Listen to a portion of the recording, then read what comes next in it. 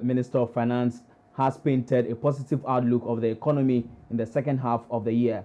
Seth Tekper drew attention to performance shown by the economy and told the country's lawmakers that the country is on course to achieve targets set, including fiscal consolidation and enhanced revenue mobilization. Perhaps 2015 could easily pass as one of the years in which Ghanaians have been keenly interested in the economy. High on the list of topics of interest include the energy challenges, the depreciation of the cedi, and a biting taxation regime. Determined to put the economy back on the path of recovery, the government, together with the IMF, rolled out a number of policies aimed at cutting excess expenditure and increasing revenue mobilization from domestic sources. The IMF bailout saw Ghana receiving $140 million from the Bretton Woods institution in April, with the second tranche expected soon.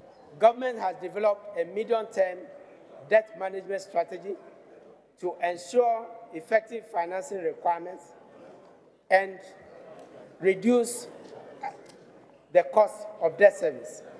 In line with the strategy, government intends to identify its funding sources and lengthen the maturity profile of its public debt. Mr. Speaker, it is in this context that the House just discussed and approved the World Bank policy-based guarantee that will be used to improve, hopefully, our performance on the financial markets when we issue the next sovereign bond.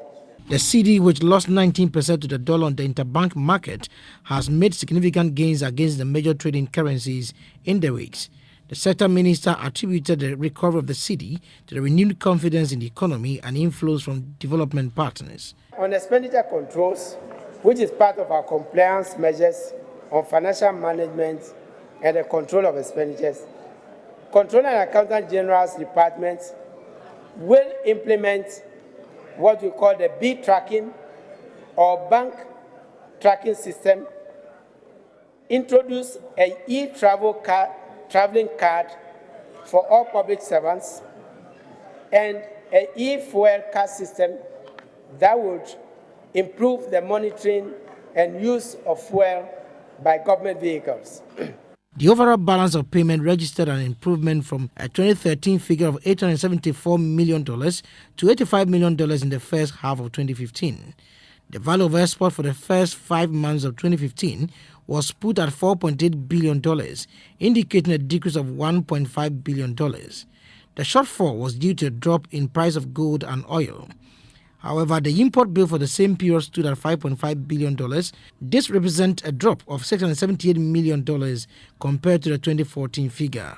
The ministry is also collaborating with the Ghana Export Promotion Authority to rekindle interest of local farmers in the Greater Accra and Volta regions in the cultivation of vegetables, whilst farmers in the Central region are to be involved in the cultivation of the sugarloaf and smooth cayenne pineapple products.